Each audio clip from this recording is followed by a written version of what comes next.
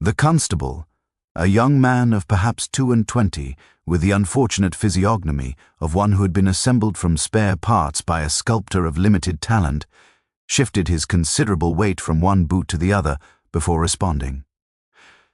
"Miss Violet Ashford, my lord, the second housemaid at the Hall, sir. She came out about 7:30 this morning with a basket to gather mushrooms for the breakfast table. The groundskeeper, old Morrison, he had mentioned there was a good crop out this way, you see. She didn't venture more than 20 yards before she spotted the body, half hidden in the bracken near the old stone wall. She ran straight back to the house, screaming fit to wake the dead, which was ironic as it turned out. The butler, Mr. Hendricks, he came out to investigate, saw what was what, and sent for us directly." Whimsy nodded slowly, his pale blue eyes never wavering from the constable's face. "And the body itself, when young Mr. Hendricks first observed it, was everything positioned precisely as it remains now. The arm beneath the torso, the right leg extended toward the blackthorn, everything undisturbed. Yes, sir. Or so Mr. Hendricks states. Though I confess I've not yet had the opportunity to interview the housemaid or the butler in any great detail. The inspector thought it best to secure the scene first." Quite right, Whimsy murmured, though his tone suggested he found very little truly right about any of it. But one does wonder whether young Violet possessed sufficient presence of mind to notice, for instance, whether the ground about the body was muddy or damp. The morning dew, you understand, would have left the vegetation moist, and the trampling feet of a distressed girl might reveal certain characteristics regarding the state of the soil at the time of discovery. Has anyone examined the Back Meadow for footprints? For signs of recent disturbance? Inspector Gatling, who had been endeavoring to maintain a dignified silence while Whimsy conducted what amounted to a masterclass in deductive observation, felt compelled to interject. "Lord Whimsy, we are aware of basic investigative procedure. There are no clear footprints in the vicinity of the body. The grass is too dry, the soil too hard. As for the weapon, we've organized a thorough search of the immediate area, which has thus far yielded only the stone in question, and, I might add, a rather dented silver cigarette case some 12 feet from the body. The case bore the initials JC, which would seem to confirm the identity." "Ah," said Whimsy, extending his hand to examine the cigarette case with the reverence one might accord to a particularly significant archaeological artifact. How very serviceable of JC to have labeled his possessions. One does appreciate a man of orderly habits, even in the matter of his own demise, though I confess I find the placement rather intriguing. 12 feet distant, you say? In which direction precisely? Northeast, the inspector replied, now beginning to understand that Lord Peter's seemingly random inquiries were perhaps rather less random than they initially appeared. "Toward the hall, how perfectly illuminating," Whimsy said, turning the cigarette case over in his long fingers. "The case is dented, you observe, but not crushed. The silver is sufficiently soft that one would expect far more extensive damage had it been struck forcefully by the implement that so thoroughly discommoded Mr. Crawley's skull. Yet here it lies, its deformation suggesting rather a fall from a moderate height, a waistcoat pocket perhaps during a collapse. The denting is consistent with impact against stone, and the interior, observe the arrangement of the cigarettes themselves, suggests that the case has been inverted at some point. The owner would scarcely pack them in such disarray voluntarily." He turned to address both men with the air of one making an observation of purely theoretical interest. "Tell me, did the body show any signs of having been moved? Any disturbance of the earth beneath it? Any indication that it had lain in some other location before, being deposited in its current resting place?" The inspector consulted his preliminary notes with visible reluctance. The doctor found no evidence of rigor mortis fully established, suggesting the body had been dead for some time but had not reached complete rigidity. However, there was considerable lividity fixed in the lower regions, consistent with the body having lain in this position for the better part of 2 days. Lividity fixed, you say? Not, then, the sort of lividity that might have shifted had the body been moved after death. Whimsy's eyebrow rose in that infuriating manner that suggested he already knew the answer and was merely testing his companion's powers of observation. How remarkably convenient. You see, the human body is a most honest instrument when one knows how to read it properly. Lividity, that rather ghastly purpling of the lower extremities, begins to set within 20 minutes of death and becomes fixed, truly immobile, within 8 to 12 hours. If Mr. Crawley has been here since Sunday evening, as the state of decomposition suggests, then this lividity should indeed be fixed. But I do wonder whether the position in which he now lies corresponds precisely with the position in which the blood would have settled.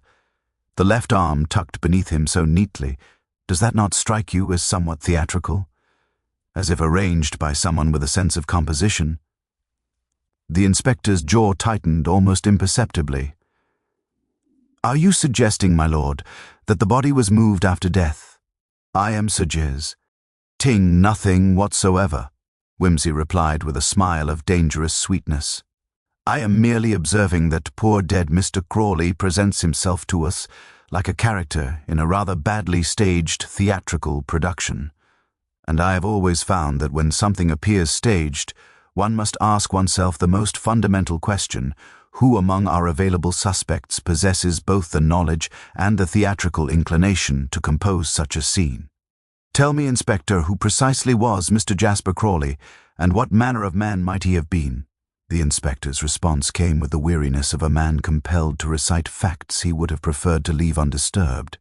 Mr. Jasper Crawley, aged 53, was the librarian and archivist at Meadowfield Hall. He had held the position for some 14 years, ever since the death of the previous incumbent. By all accounts, he was a quiet man, somewhat reclusive, given to his books and manuscripts. The household staff describe him as civil but distant, the sort who would nod in greeting but rarely engaged in conversation beyond what was strictly necessary. He maintained a small suite of rooms on the 3rd floor, where he spent most of his time cataloguing the hall's rather extensive collection of medieval manuscripts and early printed volumes. Whimsy absorbed this information with an expression of abstract interest, though his fingers continued to rotate the silver cigarette case in methodical patterns. And his family connections, his people. Surely a man of 53 years must have accumulated some degree of familial entanglement, however tenuous. He was unmarried, Inspector Gatling continued, consulting his notes with renewed diligence. No immediate family living, so far as we can determine. His parents died some 20 years past, and he had a sister who predeceased him 5 years ago. The current master of Meadowfield Hall is Mr. Edward Ashford, aged 38, whose sister is the aforementioned Miss Victoria Ashford, the owner of the estate. Mr. Ashford resides here with his wife, Mrs. Eleanor Ashford, and their 3 children. Miss Ashford, being unmarried and the primary heir, manages the estate directly, though Mr. Crawley's position as librarian was sufficiently established that he reported directly to her. Ah, Whimsy said, his interest visibly sharpening. So we have a household of some complexity. Tell me, Inspector, did Mr. Crawley's will prove to contain any surprises? Did he leave his modest accumulations to anyone of particular note, or did his estate dissolve into the customary legal morass? The inspector shifted his considerable bulk with evident discomfort. As a matter of fact, sir, Mr. Crawley's will proved rather surprising. His estate, though modest in monetary terms, included a bequest to the household. He left the sum of £500 to Mrs. Eleanor Ashford, and a considerably more substantial collection. Some 300 rare books and manuscripts valued at several £1,000s to Miss Victoria Ashford, with the specific stipulation that they be preserved as a collection and never dispersed for sale. Whimsy's eyebrows rose in that manner, which suggested he had just discovered that the laws of physics had been temporarily suspended. How remarkably generous of the man! A bequest to the mistress of the house, and a collection of incalculable intellectual and monetary value to the proprietor herself. One would think such munificence might generate a certain warm regard. Yet you describe him as distant, reclusive, a man of small conversation. The contradiction intrigues me immensely. He turned from the inspector to gaze back toward the blackthorn bush, his expression thoughtful and faintly troubled. And the household itself, how did I regard Mr. Crawley, Affectionately, one presumes, given such generous posthumous sentiment, or was there perhaps a certain tension beneath the surface civility that one so often finds in the English country house? The sort of tension that develops when a man holds secrets, or when others suspect him of holding them. There have been certain rumors, the constable ventured hesitantly, glancing toward the inspector as if seeking permission to continue. Nothing definite, you understand, but some of the servants mentioned that Mr. Crawley had been rather agitated these past weeks. Several staff members observed lights burning in his rooms late into the evening, far later than his usual habits. The housekeeper, Mrs. Dunn, mentioned to one of the undermaids that she had heard raised voices coming from Mr. Crawley's suite approximately a week ago, though she could not identify who was engaged in conversation with him. Raised voices, you say? Whimsy's pale eyes gleamed with the expression of a man who has just caught the scent of something infinitely more interesting than murder itself. How perfectly fascinating! And did anyone observe who might have been paying visits to Mr. Crawley's rooms during these late evening hours? Did the household maintain any sort of log regarding comings and goings? Inspector Gatling's expression darkened with the realization that his investigation had perhaps lacked certain refinements. We have not yet conducted a thorough questioning of the domestic staff, my lord. The discovery of the body occurred this morning, and our efforts have thus far been directed toward securing the scene and establishing the basic facts of the death itself. Perhaps, given your apparent interest in these details, you might wish to accompany us back to the hall. I confess I find your observations regarding the placement of the body and the apparent staging of the scene sufficiently compelling to warrant a more thorough investigation of the household's dynamics. Whimsy smiled, a thin, perfectly controlled expression that suggested he was offering the inspector a generosity which would ultimately be neither forgotten nor forgiven. My dear inspector, I should be delighted to assist in whatever manner I am able, though I must confess a certain curiosity regarding the precise nature of Mr. Crawley's scholarly pursuits. A man who spends 14 years cataloguing medieval manuscripts does not typically accumulate enemies sufficient to warrant such elaborate arrangements as this appears to represent, unless, of course, those manuscripts contained something rather more valuable than mere antiquarian interest. Shall we return to the hall and examine his working papers? I suspect we may discover that poor Mr. Crawley's death was precipitated by something far more compelling than simple robbery or momentary rage. I suspect, in fact, that we are dealing with a matter of deliberate calculation executed with considerable forethought, which, I must say, narrows the field of suspects considerably, though not in any manner that will ultimately prove reassuring to the guilty parties.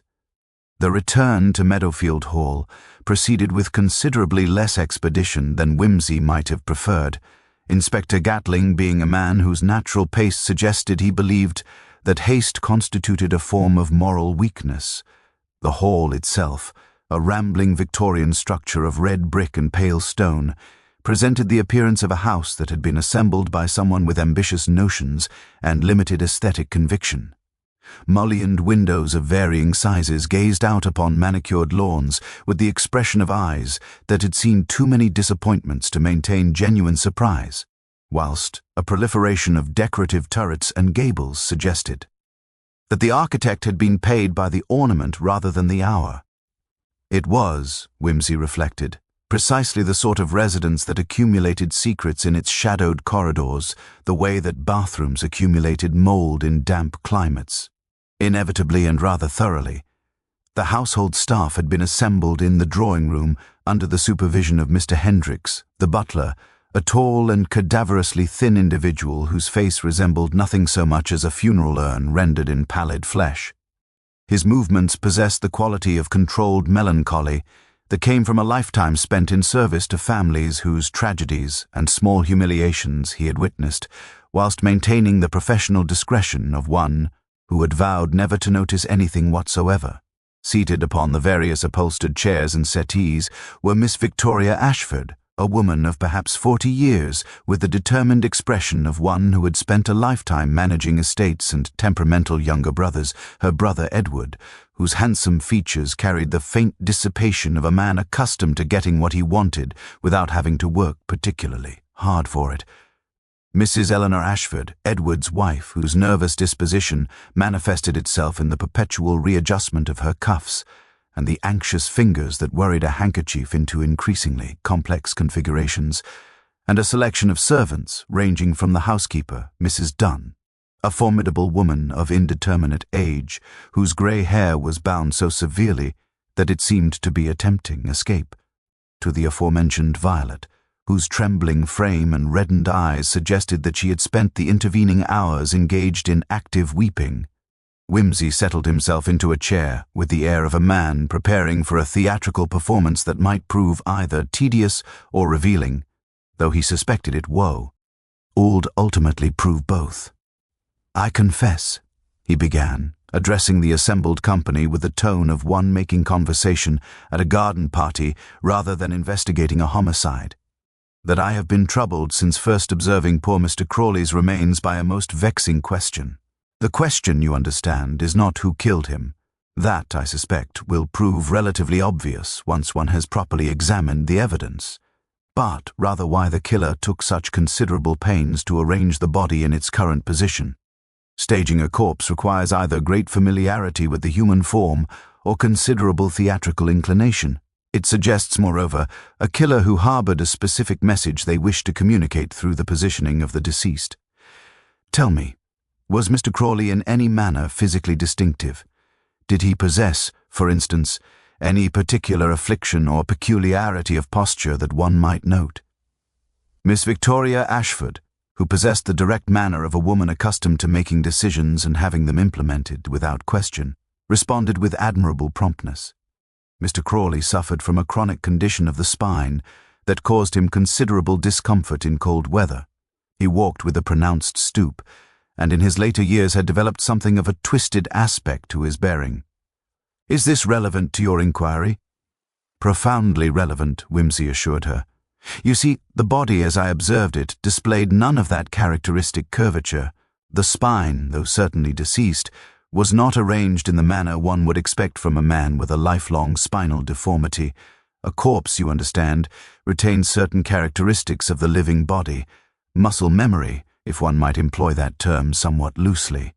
The position in which the body is found frequently reflects the habits of the living. That Mr. Crawley's body was ranged with the spine relatively straight suggests that whoever positioned it was either unfamiliar with his particular physical characteristics or deliberately attempting to alter his appearance. This raises, of course, the question of whether the body was moved not immediately after death but considerably later. After rigor mortis had begun to set, Mrs. Eleanor Ashford made a small sound of distress, promptly obscured by the crackle of her handkerchief. Edward Ashford, meanwhile, had adopted the expression of a man listening to a conversation conducted entirely in a foreign language to which he had never been properly introduced. It was Mr. Hendricks, however, who spoke, his voice carrying the refined precision of one accustomed to imparting information while maintaining absolute emotional neutrality. "If I might be permitted to observe, my lord, Mr. Crawley's health had indeed deteriorated considerably in recent months. He had taken to requesting that his evening meals be brought to his rooms rather than dining with the household, a practice which began approximately 3 weeks ago. Additionally, his usual evening routine had been disrupted. Previously, he would retire to the library at precisely 8 o'clock for the purpose of cataloguing manuscripts. Recently, he has been observed leaving the hall entirely on several evenings, departing through the servants' entrance and returning several hours later. I might add that these departures occurred between the hours of 9 and midnight, which would seem unusual for a man whose health was declining." Whimsy's attention sharpened to a point of almost uncomfortable intensity. "And did anyone follow Mr. Crawley on these mysterious nocturnal excursions? Did anyone observe his destination or the purpose of his absences?" "Not to my knowledge, my lord," Hendricks replied. "Though I should mention that the stable lad, Thomas Wickham, commented to me that one of the horses had been taken out on no fewer than 4 occasions in the past fortnight, always returned by the early morning hours. Mr. Crawley does not ride, my lord. He has not ridden for some years." A profound silence descended upon the drawing-room, the sort of silence that precedes revelations of considerably greater consequence than anyone present had hitherto anticipated. Whimsy rose from his chair and moved toward the fireplace, his fingers steepled beneath his chin in the characteristic attitude that those familiar with his methods recognized as the prelude to a period of intensive cerebration. When he finally spoke, his voice carried a note of genuine curiosity rather than accusation. "Tell me, who among this household would have had both the knowledge and the opportunity to saddle a horse without the stable lad's knowledge? And more importantly, who among you possessed a compelling reason to visit the village of Ashford Cross, which I observe lies approximately 7 miles distant down the lane, toward which I noted the horses had been recently ridden?" The reference to Ashford Cross produced a reaction of considerably greater magnitude than Whimsy's previous observations had occasioned. Miss Victoria's expression tightened almost imperceptibly, her fingers stilling their nervous motion upon the arm of her chair. Edward shifted in his seat, with the manner of a man suddenly aware that he was sitting upon something decidedly uncomfortable, whilst Mrs. Eleanor's already anxious demeanour descended into something approaching genuine distress. It was Inspector Gatling, however, who broke the ensuing silence with the bluntness of one trained in police investigation, but singularly lacking in subtlety. "How the devil did you know about Ashford Cross, my lord? We have not yet conducted any investigation into Mr. Crawley's movements beyond the immediate vicinity of the hall." Whimsy turned from the fireplace with an expression of patient amusement. "My dear Inspector, I spent the entirety of yesterday afternoon in consultation with the local mapping of the county, a pursuit which I undertake whenever I find myself in unfamiliar territory. The village lies precisely 7¼ miles from this location via the lane I observed from the carriage window. A lane, I might add, that shows signs of recent and rather frequent traffic. Moreover, I took the liberty of examining the hoof prints in the stable yard during our return journey.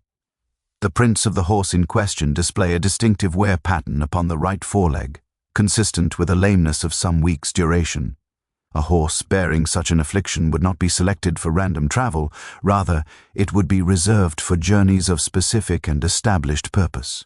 The rider would know the distance and the route with sufficient familiarity to manage the animal's limitations. Tell me, is there perhaps a physician in Ashford Cross, or a solicitor, some professional whose services a scholarly gentleman might require with sufficient regularity to warrant such frequent nocturnal visits?" The silence that followed this pronouncement carried the weight of secrets about to be exposed. It was Miss Victoria who, after a moment of obvious internal struggle, elected to respond. Her voice, when she spoke, carried a note of resignation, as if she had been steeling herself for precisely this revelation. "Dr. Harrington practices in Ashford Cross," she said quietly. "He is a man of considerable learning and, I might add, considerable discretion. Mr. Crawley consulted with him regularly regarding a medical condition that he preferred to maintain in strictest confidence. Dr. Harrington is not the sort of physician one visits for common AI. Laments. He specializes in matters of a rather delicate nature."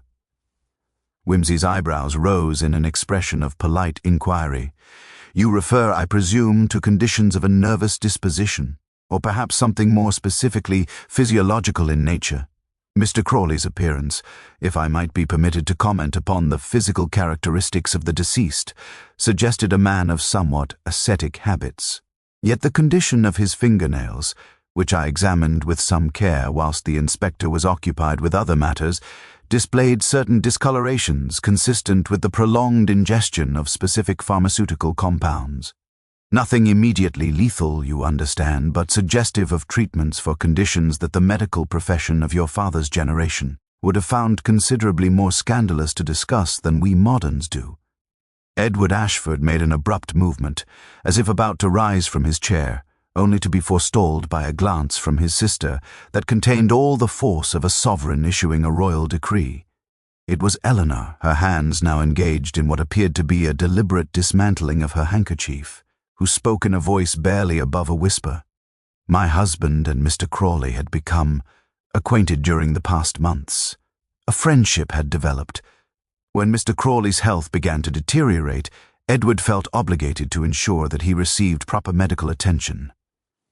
The visits to Ashford Cross were undertaken with the utmost discretion to avoid any suggestion of impropriety. The manner in which Eleanor's words seemed to hover in the air suggested that she was conveying information of considerably greater significance than her carefully controlled tone implied. Whimsy settled back into his chair with an expression of abstract interest, whilst Inspector Gatling appeared to be engaged in the painful process of revising high. "Entire understanding of the case." "I see," Whimsy said thoughtfully.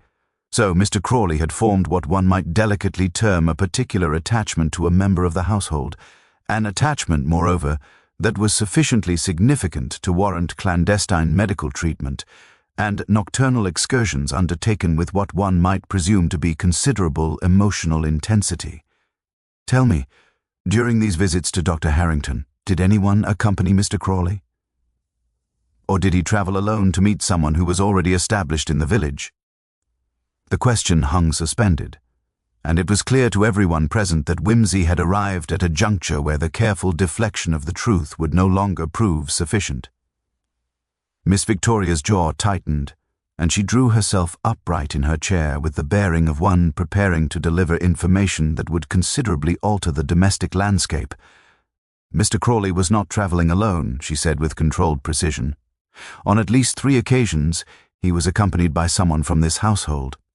I discovered this fact entirely by accident when I observed them departing together through the servants' entrance one evening. I confronted Mr. Crawley regarding the nature of these visits, and he provided me with an explanation that, whilst shocking, was sufficiently compelling that I chose not to pursue the matter further. That explanation, I fear, must now be disclosed to you in full, as it likely bears directly upon the question of his murder." She paused, drawing in a deep breath as if preparing herself for an admission of considerable magnitude. "The person accompanying Mr. Crawley to Ashford Cross was my nephew, young William Ashford, Edward's eldest son, a boy of 16 years who had, according to Mr. Crawley's explanation, become the subject of certain unnatural affections. Mr. Crawley was attempting to assist the boy in managing what he described as a medical condition through the ministrations of a sympathetic physician. My brother and his wife were entirely unaware of these visits. The revelation produced an effect not unlike that which might be occasioned by the detonation of a small explosive device in the drawing-room.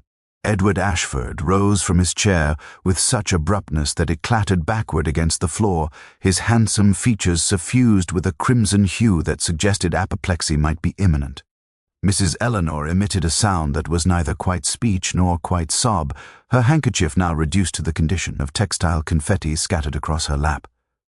Inspector Gatling, for his part, began the process of extracting his notebook with the methodical persistence of a man who suspected he had just been handed a motive of considerably greater potency than common robbery or momentary rage.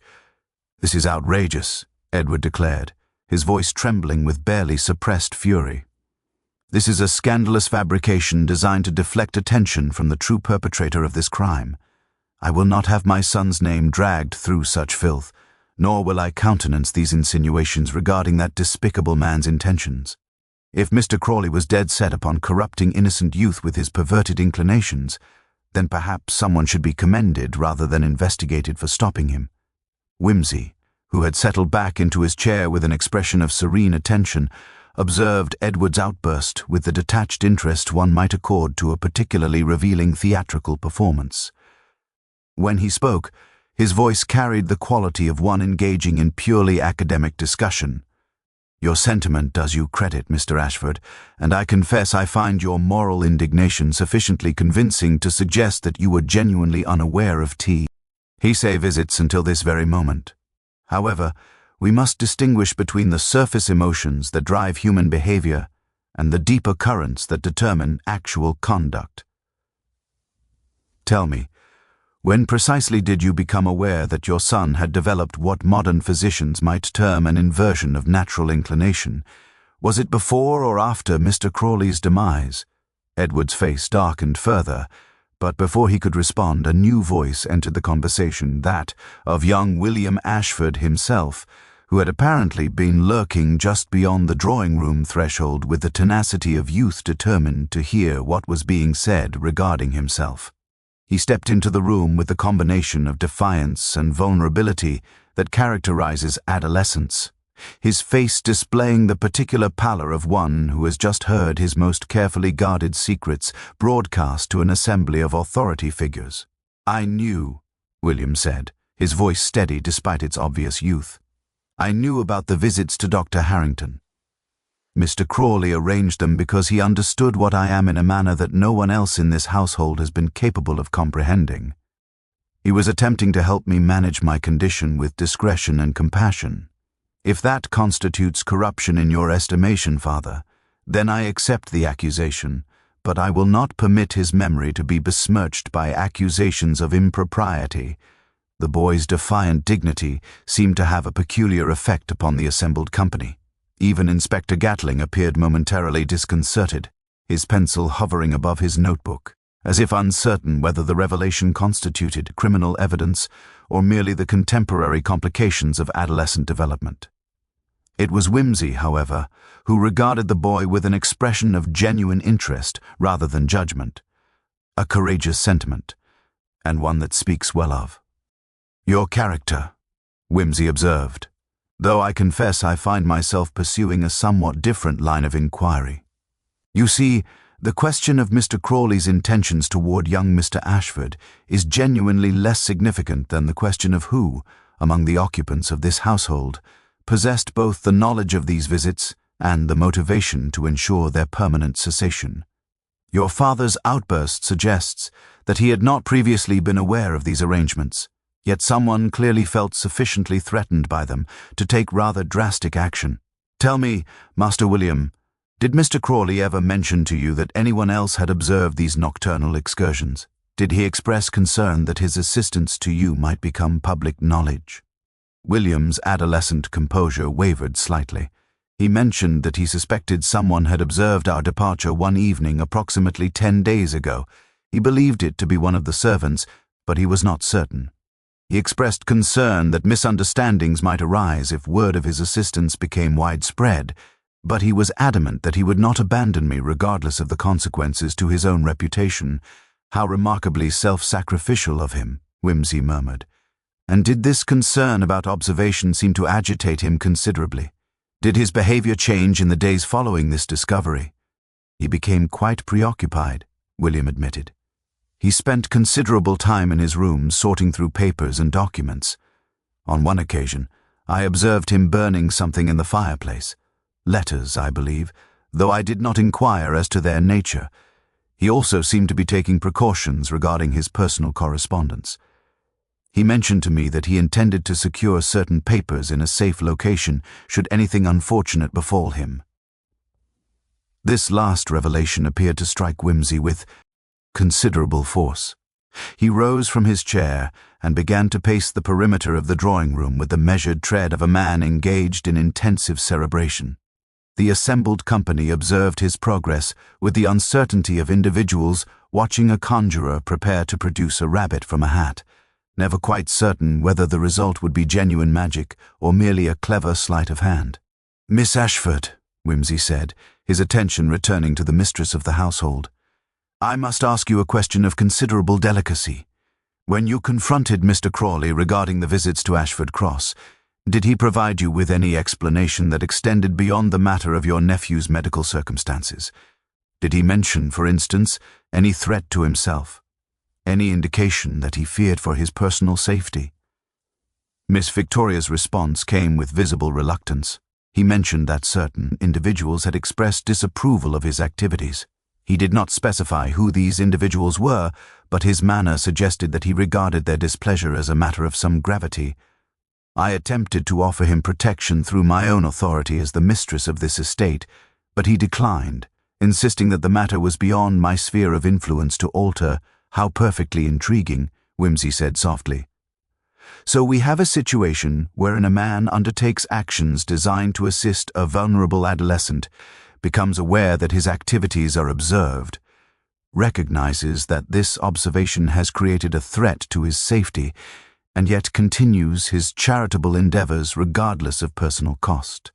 Such steadfast principle in the face of danger suggests either remarkable moral courage or deep personal investment.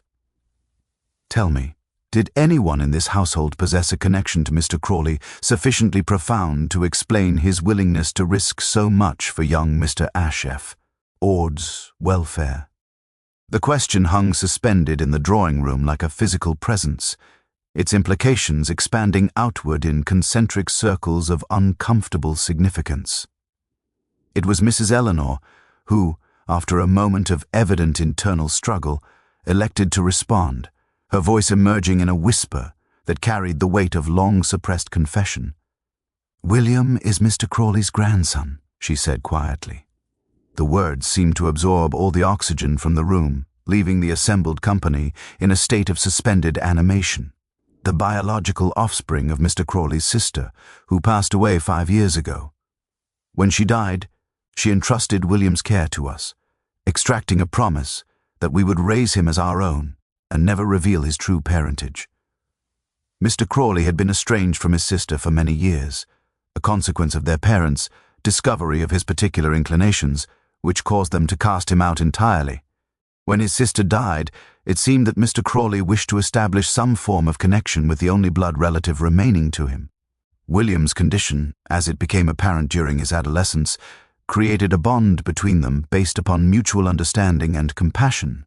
Edward made a sound of profound distress, as if the chair upon which he had recently seated himself had suddenly become occupied by something decidedly unappealing. "You knew this?" he demanded of his wife, his voice carrying the particular anguish of betrayal. "You knew and never informed me? That man's blood ran through my son's veins, and I was not made aware of it."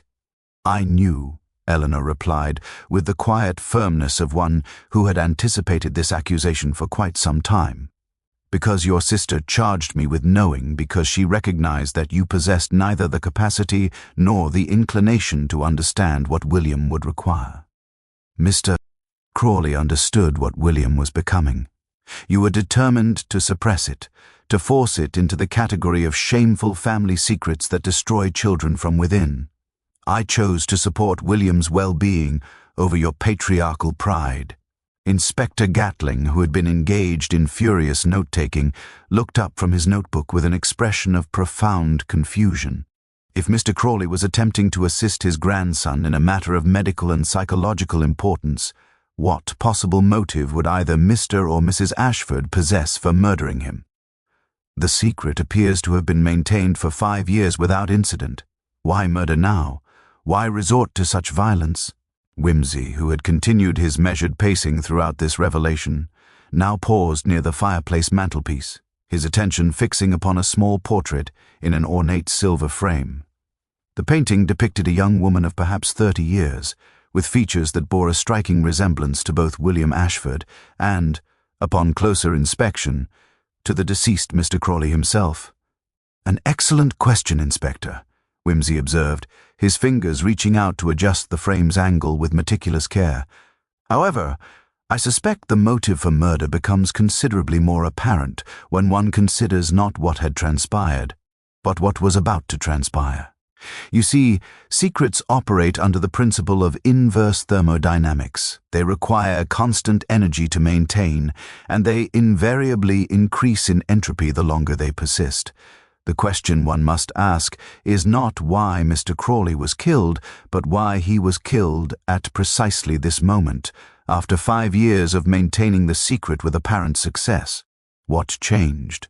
What event or circumstance created a situation wherein murder became preferable to continued silence? William, who had maintained a stoic demeanor throughout the proceeding. Revelations suddenly became noticeably agitated. "There was a letter," he said, his adolescent voice cracking slightly. "About 3 weeks ago, Mr. Crawley received a letter from someone claiming to possess knowledge of his connection to me.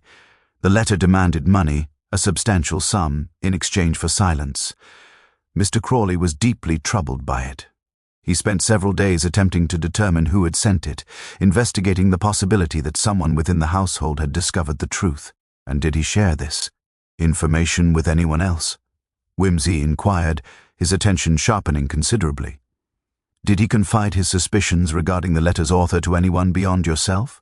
He mentioned it to father. To my biological father, I mean. William corrected himself with evident confusion regarding the appropriate terminology. Mr. Crawley believed that if someone within the household had discovered the truth, the most logical explanation was that Edward had inadvertently revealed something during one of his drunken episodes. Mr. Crawley confronted him about it, demanded to know if Edward had been careless with information that Edward was never supposed to possess in the first place. This revelation appeared to strike Edward with considerable force. His face had shifted from crimson to a shade that suggested blood flow to the extremities had become a matter of secondary importance. He accused me of being a drunkard? That pompous, perverted fool dared to suggest that I lacked self-control. I never knew about the letter. I never knew that William was anyone but my own son. If I had been drinking more heavily in recent weeks, it was precisely because of the tensions this household had generated. Tensions I could not understand and dared not inquire about. Yet you did inquire, Whimsy observed softly. You must have attempted to discover what Mr. Crawley was so urgently discussing with your wife. Inspector, did anyone interview the servants regarding arguments or raised voices in the Ashford household during the past 3 weeks? Inspector Gatling consulted his notes with renewed purpose. The constable's preliminary interview with Mrs. Dunn, the housekeeper, did mention that she had heard shouting coming from the master bedroom approximately 2 weeks ago. She believed it was Mr. and Mrs. Ashford engaged in marital dispute, but she could not specify the subject matter. How perfectly illuminating, Whimsy said, resuming his pacing with renewed energy. So we have a situation wherein Mr. Crawley has been threatened with blackmail, wherein he has confronted Edward regarding the revelation of family secrets, wherein Eleanor has been compelled to admit her knowledge of William's parentage to her husband, and wherein this entire delicately balanced system of maintained confidences has begun to collapse under the weight of external pressure. Now the question becomes considerably more complex. Who possessed the motivation and the knowledge to blackmail Mr. Crawley? And more importantly, who among the inhabitants of this household decided that murder was preferable to either paying the blackmail demands or facing the revelation of the secret? Whimsy turned from the fireplace to face the assembled company with an expression of intense concentration. I would hazard to suggest that we must now examine not only who killed Mr. Crawley, but who sent that blackmail letter. For I suspect, you see, that the two individuals may not be the same person at all, and that complicating factor may explain precisely why this murder was staged with such theatrical precision.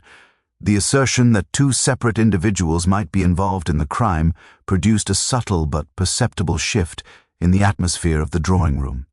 Inspector G. Atling's pencil paused in mid-notation, and even Edward, whose emotional state had been oscillating between fury and bewilderment with alarming frequency, appeared to focus upon Whimsy with renewed attention.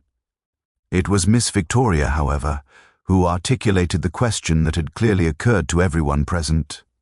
You are suggesting that someone blackmailed Mr. Crawley, and that a different person murdered him in response to that blackmail? She asked, her voice carrying the precise tones of one accustomed to thinking through complex propositions. What possible logic would support such a division of criminal intent?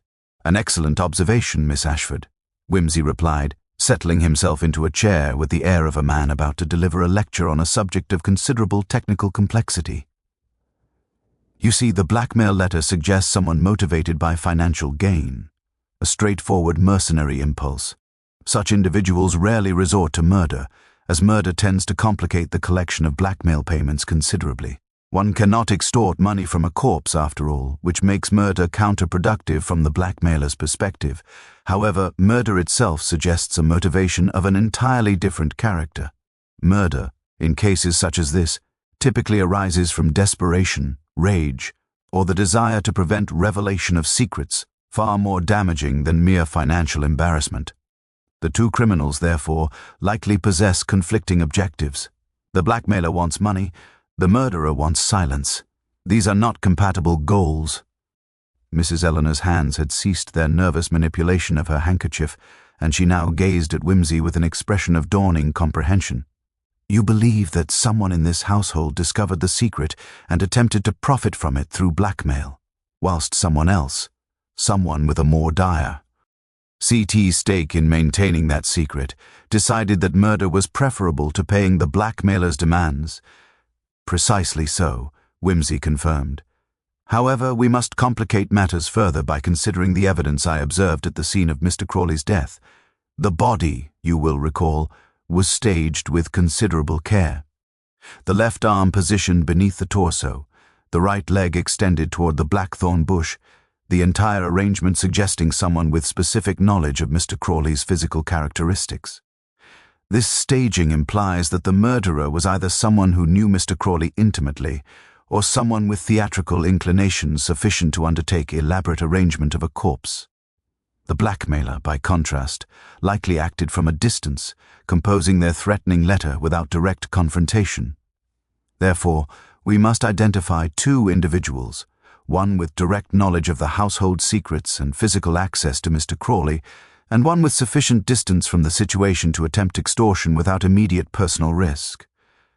Inspector Gatling, who had been struggling to maintain intellectual pace with Whimsy's deductions, finally ventured a question. "And how precisely do you propose we identify these two individuals, my lord? By your own logic, the blackmailer could be anyone with sufficient knowledge of the secret, whilst the murderer could be anyone with access to Mr. Crawley and sufficient motive." "Ah, but therein lies the beauty of the evidence we have thus far accumulated," Whimsy said, rising once more to pace toward the window. "You see, the blackmail letter was typed upon a particular machine, a Remington typewriter with a distinctive wear pattern upon the letter E, which strikes slightly higher than the surrounding characters. This distinctive mark can be reproduced by examining typewritten documents from every mark. Ein in this household and the surrounding area. Moreover, the paper itself, a rather specific variety of foolscap manufactured by a Scottish mill and sold primarily through institutional suppliers, narrows the field considerably. If we examine the correspondence maintained by the household and the village offices, we should be able to identify which machine produced that blackmail letter." He paused, turning to address Mr. Hendricks, the butler, with particular intensity. "Tell me, Mr. Hendricks, what typewriter machines are maintained within this household, and who has access to them?" The butler responded with his characteristic precision. "There is a typewriter in the study used by Miss Ashford for household correspondence. There is another in the library adjacent to Mr. Crawley's working area, used primarily for the cataloguing of manuscripts. A third machine is maintained in the village post office for official correspondence. Additionally, the solicitor's office in Ashford Cross possesses a typewriter of similar vintage, and who would have access to the library typewriter during the evening hours when Mr. Crawley was absent on his visits to Dr. Harrington?" Whimsy inquired, his pale eyes gleaming with the intensity of focused intellect. "Any member of the household, I suppose," Hendricks replied. "Though in practice, few would have had occasion to venture into the library during those hours. The household typically retires by 10 o'clock. Mr. Crawley's evening absences occurred between 9 and midnight." Whimsy nodded slowly, as if fitting pieces of an increasingly complex puzzle into their proper positions, which means that someone would have needed to access the library typewriter during a period of relative privacy, compose a blackmail letter of sufficient length to require multiple typings and corrections, and ensure that the letter was dispatched without detection. This suggests not an impulsive action, but rather premeditated planning undertaken over several days. Inspector, I must insist that we immediately examine the wastebaskets within the library and the study. The preliminary drafts of blackmail letters are rarely destroyed with sufficient thoroughness to prevent identification. Edward Ashford made an abrupt sound of realization. "You're suggesting that one of us, someone within this household, attempted to blackmail Mr. Crawley? That seems entirely implausible. Who among us would possess both the knowledge and the moral depravity to undertake such an action?" "That," Whimsy replied with a smile of dangerous sweetness, "is precisely what we are about to determine. However, I must first request that Inspector Gatling accompany Mr. Hendricks to examine the library. I suspect we shall find evidence of considerable interest. In the interim, I would appreciate the opportunity to conduct a more thorough examination of Mr. Crawley's personal effects and correspondence. The papers he was reportedly burning in his fireplace some 10 days ago, do any fragments remain?" Miss Victoria rose with evident determination. "I shall show you to his rooms myself, and I suspect, Lord Wimsey, that by the time we have examined his correspondence, you will be prepared to identify not only who sent the blackmail letter, but also who murdered him. Am I correct?" "Remarkably so," Wimsey acknowledged, "though I confess the full complexity of the matter extends considerably beyond simple identification. The true question is not merely who committed these crimes, but what combination of desperation, anger, and misguided principle drove an otherwise decent individual toward such desperate measures. That, I suspect, will prove considerably more tragic than the simple facts of the crime itself. The ascent to the third floor of Meadowfield Hall, P, receded with the measured solemnity of a funeral procession, Miss Victoria leading the way with the purposeful stride of one determined to confront uncomfortable truths directly, rather than permit them to fester in shadow. The corridor, narrow and somewhat draughty, was lined with doors of dark oak that seemed to regard the procession with the baleful indifference of architectural sentinels. Mr. Crawley's suite occupied the corner rooms at the hall's eastern extremity, a location that Wimsey noted with silent satisfaction, being sufficiently remote from the main residential areas to permit a degree of privacy that would have facilitated his nocturnal departures without undue observation. The rooms themselves presented a landscape of scholarly obsession rendered in furniture and paper. Floor-to-ceiling shelving accommodated manuscripts in careful arrangement, their leather bindings displaying the characteristic wear of items that had been handled with reverent frequency. A substantial walnut desk occupied the position nearest the window, its surface ordered with the precision of a man for whom chaos represented a personal affront.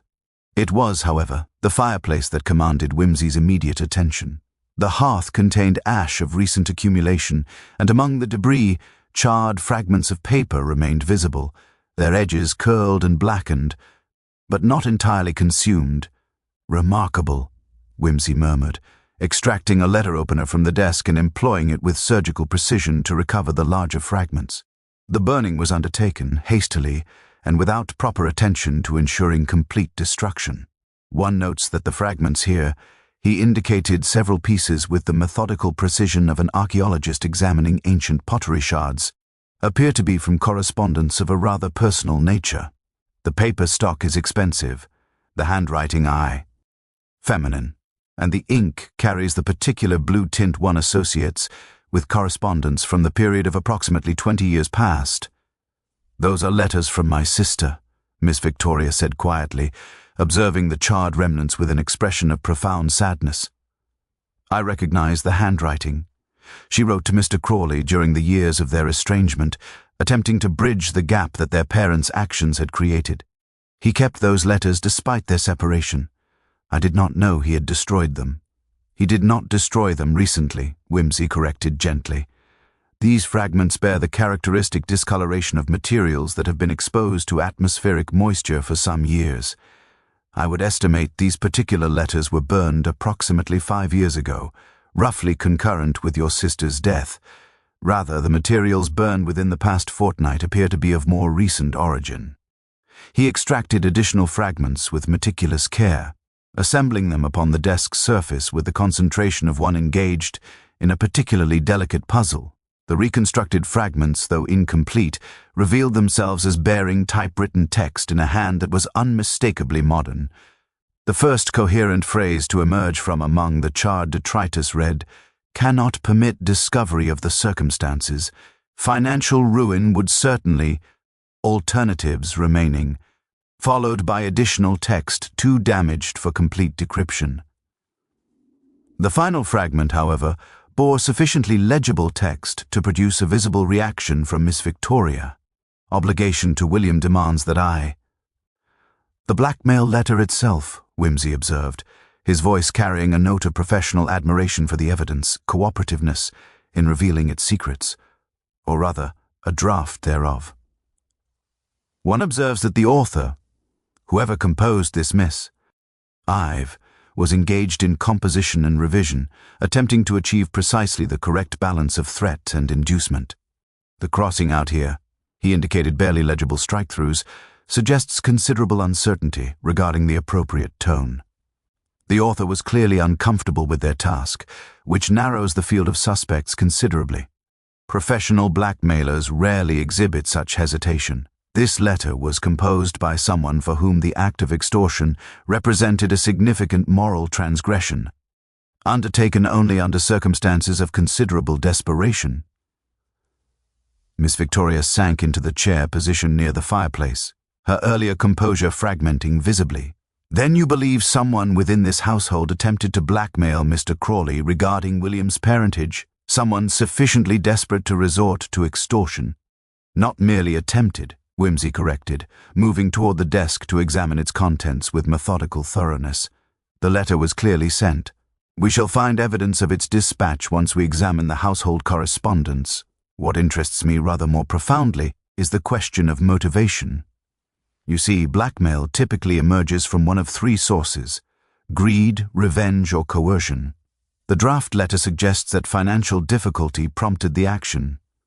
The question becomes, who within this household faced such acute financial embarrassment that they were willing to attempt extortion from a man they had known for 14 years? He turned his attention to the desk's drawers, opening them with deliberate care. The contents revealed themselves in orderly succession: writing instruments, manuscript cataloging cards, correspondence organized into neat bundles. It was the final drawer that produced something of significance: a stack of bank statements bearing the header of an institution in London, T. He figures upon them suggesting that Mr. Crawley's financial situation had been considerably more prosperous than his modest lifestyle might have indicated. "Interesting," Whimsy mused, his fingers moving across the statements with meticulous precision. Mr. Crawley maintained accounts of substantial value: investments, railroad bonds, dividend payments from holdings accumulated over decades of careful management. A man of considerable wealth by the standards of a country household, yet one who lived with almost monastic simplicity. The question becomes, who among the inhabitants of Meadowfield Hall might have believed themselves to be entitled to access to these funds? Who might have been laboring under the misconception that Mr. Crawley's wealth was either held in trust or available for distribution to family members? Miss Victoria's face had gone noticeably pale. "Mr. Crawley's will," she said slowly. "When I confronted him regarding the blackmail letter, he mentioned that he intended to revise his will. He stated that his bequest to William, which he had recently established, would constitute a substantial portion of his estate. He was quite explicit regarding his intention to ensure that William would be financially independent, regardless of what transpired within this household. At the time, I believed he was merely expressing his affection for the boy. Now I understand he was preparing for the possibility of his own death." "Precisely so," Whimsy said, his attention sharpening with the intensity of focus that preceded his most significant deductions. "Which raises the question, who within this household would be deprived by such a bequest? Who would stand to lose the inheritance they had perhaps been anticipating, believing that Mr. Crawley's death would eventually result in the distribution of his considerable wealth to the estate? Inspector Gatling should have returned by now with evidence regarding the typewriter. Shall we descend to discover what he has found?" The descent from the third floor proceeded with considerably greater urgency than the ascent had occasioned, Miss Victoria moving with the determined stride of one who had begun to suspect that truths long suppressed were about to achieve irrevocable exposure. The drawing-room, when they reached it, presented a scene of barely controlled tension. Inspector Gatling stood near the window, his notebook clenched in one hand whilst the other gripped a sheaf of papers that bore the distinctive appearance of typewritten documents. Mr. Hendricks maintained his position near the door, with the professional composure of a man who had witnessed domestic catastrophes of sufficient magnitude to render surprise a mere academic concept. Edward and Eleanor Ashford occupied opposite chairs, their physical separation suggesting that the revelations thus far had introduced fissures into their marital arrangement of concerning depth. Young William remained standing, his adolescent frame radiating the particular combination of defiance and vulnerability that characterizes youth in the throes of unwilling exposure. "My lord," Inspector Gatling announced, his tone carrying the triumphant note of a policeman who had finally achieved tangible evidence. "We have made a discovery of considerable significance. Amongst the discarded papers in the waste receptacle adjacent to the library typewriter, we discovered multiple drafts of correspondence bearing the distinctive characteristics of the machine in question. The typeface matches precisely. The elevated E character is present in every fragment. Moreover, the content of these drafts proves conclusively that someone within this household composed and dispatched the blackmail letter. "Excellent work, Inspector," Whimsy replied, extending his hand to receive the documents. His examination of them proceeded with characteristic deliberation, each fragment receiving meticulous attention before he advanced to the next. The progression of drafts revealed a narrative of considerable poignancy, the early versions characterized by uncertain phrasing and multiple corrections, the later drafts becoming progressively more forceful in their demands, until finally a version emerged that appeared complete and ready for dispatch. The handwritten annotations in the margins of certain drafts proved particularly revealing, consisting of brief phrases that suggested moral anguish accompanying the composition necessary for William's sake. No alternative remains. "Now observe," Whimsy said, directing the assembled company's attention to the final complete draft, the signature line, or rather the absence thereof. The author signed the letter with a pseudonym, a friend concerned for young William's welfare. A peculiar choice of appellation, one might suggest, for an individual engaged in straightforward extortion. The phrasing itself, the emphasis upon concern for the boy, suggests that the blackmailer's motivation was less mercenary than protective. The author was attempting to frame their extortion as an act undertaken in William's interest. This represents a rationalization, you understand, a psychological mechanism by which an otherwise moral individual might justify conduct they would ordinarily regard as reprehensible. Eleanor Ashford made a small sound, her hands pressing against her mouth as if to prevent the escape of words she recognized as dangerous. Whimsy's gaze shifted toward her with the precision of a surgeon, identifying a particularly significant lesion. "You understand the implication, Mrs. Ashford, do you not?" he said softly. "You recognize the handwriting in these annotations, or perhaps you recognize the psychological state they represent. Tell me, who within this household possessed both intimate knowledge of William's circumstances and sufficient financial desperation to contemplate blackmail as a viable solution to their difficulties?"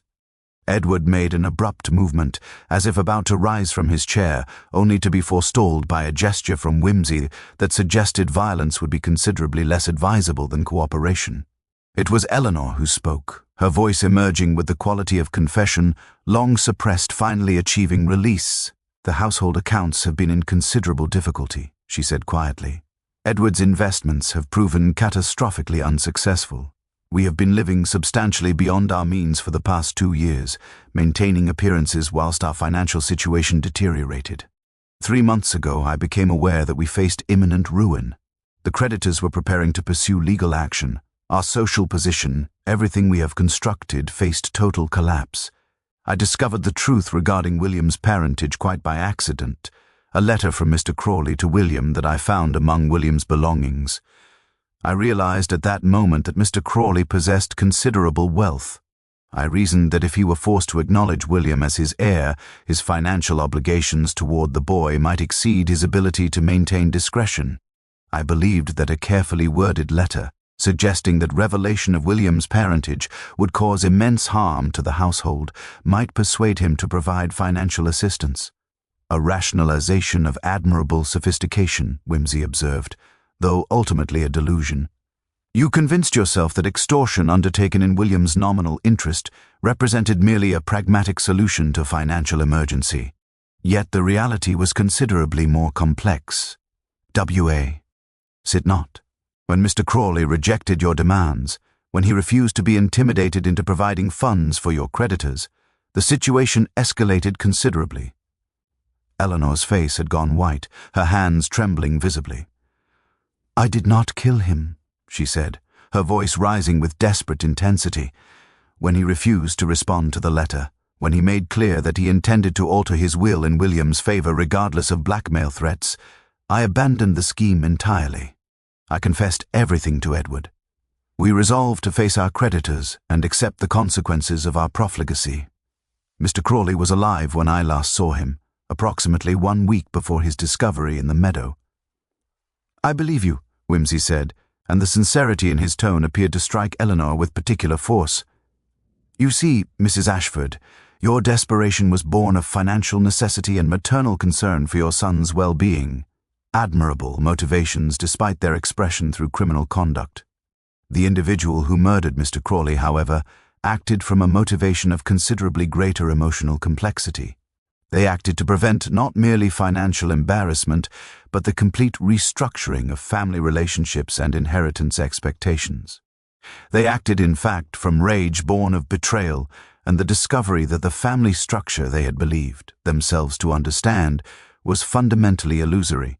He turned his gaze toward Edward Ashford, whose face had progressively darkened throughout Eleanor's confession. "You discovered the truth regarding the blackmail letter, did you not? Your wife confessed everything, believing that shared guilt might bind you together in mutual complicity. Instead, the revelation produced a quite different reaction. You were outraged not merely by her criminal conduct, but by the revelation that Mr. Crawley had been secretly assisting your eldest son in a manner that you, his biological father, had been incapable of providing. You were humiliated by the discovery that William viewed Mr. Crawley with a gratitude and affection that exceeded what he felt toward yourself. And you were enraged by the knowledge that Mr. Crawley intended to leave William a considerable inheritance, wealth that would elevate the boy to independence and remove him from your paternal authority." Edward's hands had clenched into fists, his face now displaying the particular shade of apoplexy that suggested blood pressure had achieved dangerous altitudes. "He was corrupting my son," he said, his voice barely above a whisper, teaching him to embrace his perverted inclinations, filling his head with notions of acceptance and self-realization that were nothing more than sophisticated rationalization of sin. "Someone needed to stop him before he destroyed everything I had built. And so you did stop him," Whimsy said quietly. "On Monday evening, when Mr. Crawley returned from one of his visits to Ashford Cross, you confronted him in the Back Meadow.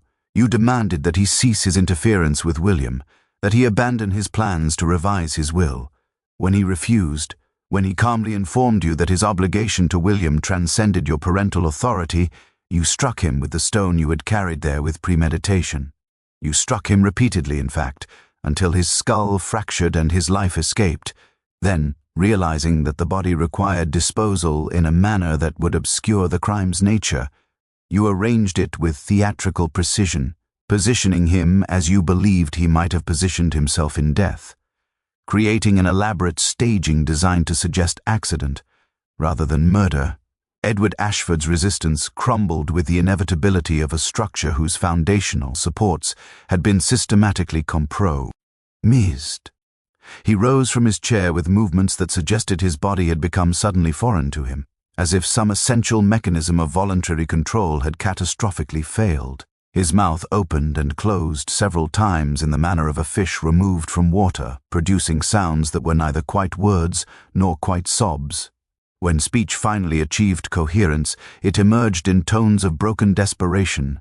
"You cannot understand," he said, his gaze fixed upon some distant point beyond the drawing-room walls, as if he were addressing an audience visible only to himself.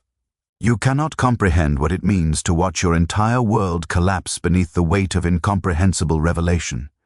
I believed myself a man of principle, of moral certainty. I believed that my authority as a father conferred upon me the responsibility, nay, the obligation, to protect my son from his own destructive inclinations. And then to discover that another man, a man I had regarded with nothing but professional courtesy for 14 years, had been undertaking this very protection in secret, had been providing William with the acceptance and understanding that I could not manufacture, that I could not even contemplate. It produced a sensation of such profound humiliation that I scarcely recognized myself." Eleanor made a sound of anguish, reaching toward her husband with an expression of desperate supplication, but he waved her away with the gesture of a man engaged in conversation with forces beyond the material world. Inspector Gatling, sensing that confession was imminent, had positioned himself strategically near the door, whilst a constable who had been summoned during the previous exchange now stood at attention with the stolid patience of one trained in the mechanics of arrest. The confrontation in the meadow was not premeditated," Edward continued, his words emerging in flat tones of confession drained of all emotional inflection. "I had followed Mr. Crawley that evening, driven by a rage I could not articulate and barely comprehend. I intended merely to demand that he cease his interference, to assert my paternal authority in unambiguous terms. But when I confronted him, when he stood before me with that infuriating expression of calm superiority, explaining that William's happiness was paramount, and that my conventional morality represented merely the prejudices of an earlier generation, something within me fractured. The stone was there, lying upon the ground near the old wall. It seemed to possess agency of its own, seemed to move toward him without the mediation of my conscious will. I struck him once, and when he fell, I continued striking because silence suddenly seemed the only possible solution to the torment of my own inadequacy. "And a staging of the body?" Whimsy inquired, his tone remaining clinical despite the profound tragedy the confession represented. "The careful arrangement, the positioning of the limbs, the theatrical composition, these elements suggest considerably more deliberation than you are currently suggesting." Edward's gaze fixed upon Whimsy with an expression of terrible clarity. "When I realized what I had done, when I stood above the corpse and comprehended the finality of the act, panic seized me entirely. I returned to the hall, cleaned myself of blood, and spent the entire night attempting to determine how to manage the situation. By morning, I had resolved that the body must be arranged in a manner that would suggest accident or suicide rather than murder. I returned to the meadow in darkness, moved the body to ensure that the blood distribution would not suggest recent movement, positioned the limbs in the manner of a man who had collapsed from natural causes or perhaps thrown himself from a cliff beyond a blackthorn. I believed that the subsequent investigation would focus upon accident or self-murder, that the authorities would lack sufficient motivation to pursue the matter with genuine rigor. A flawed assumption, Whimsy observed, with the detached tone of one delivering a lecture on tactical errors. "You see, the human body is a remarkably eloquent instrument when one possesses the capacity to interpret its testimony. The fixed lividity, the absence of the characteristic rigor mortis distribution that your positioning suggested, the manner in which the body had been arranged contrary to its natural post-mortem condition, all of these elements spoke to one who possessed sufficient knowledge to listen. Moreover, your assumption regarding the authorities' lack of motivation proved incorrect. The very unusual nature of the death, the peculiar staging, the absence of an obvious motive, these elements generated precisely the sort of intensive scrutiny that you had hoped to avoid." Edward made no response, his body seeming to collapse inward upon itself, as if the structure of his personality had been fundamentally compromised by the confession. Inspector Gatling moved forward with the mechanical precision of arrest procedure, producing the standard admonition regarding legal rights, whilst Edward submitted to the placement of restraints with the passivity of one who had already surrendered not merely his physical liberty, but his capacity for resistance itself. It was William who broke the ensuing silence, his adolescent voice carrying a note of profound loss. "He killed him because of what I am," the boy said, his gaze fixed upon his father's retreating figure. "Because I was inadequate to his expectations, because my very existence represented a failure of his paternal authority. Mr. Crawley died because he was kind to me, because he understood something. That my own father could not encompass." Whimsy approached the boy with an expression of unusual gentleness, his pale eyes regarding William with something approaching compassion. "Your father killed Mr. Crawley not because of what you are, Master William, but because of what he feared you might become if permitted to accept yourself with the wholeness that Mr. Crawley was attempting to facilitate. Your father's tragedy was not your existence, but his inability to love you despite his inability to understand you. Mr. Crawley possessed that capacity, the ability to cherish you for what you are rather than attempting to transform you into what he believed you ought to be. That is a rare gift, and one that your father, despite his considerable faults, never learned to provide." He turned toward Miss Victoria, who had maintained her composure throughout the confession with the iron discipline of one accustomed to managing household crises. "You will, I presume, ensure that Mr. Crawley's bequest to William remains secure despite these circumstances?" The boy will require considerable support in navigating the aftermath of these revelations. I shall ensure it, Miss Victoria replied quietly. William is my blood, whatever the complications of his arrival into this family. Mr. Crawley recognized that. I shall honor his commitment. Whimsy nodded slowly, as if satisfied that at least one element of justice might achieve approximation. Then I believe our investigation has reached its terminus.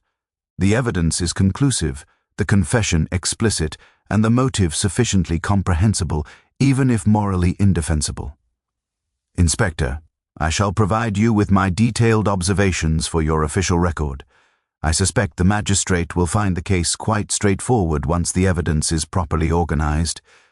He moved toward the window, gazing out toward the back meadow, where, in the gathering dusk, the blackthorn bush stood silhouetted against the fading light.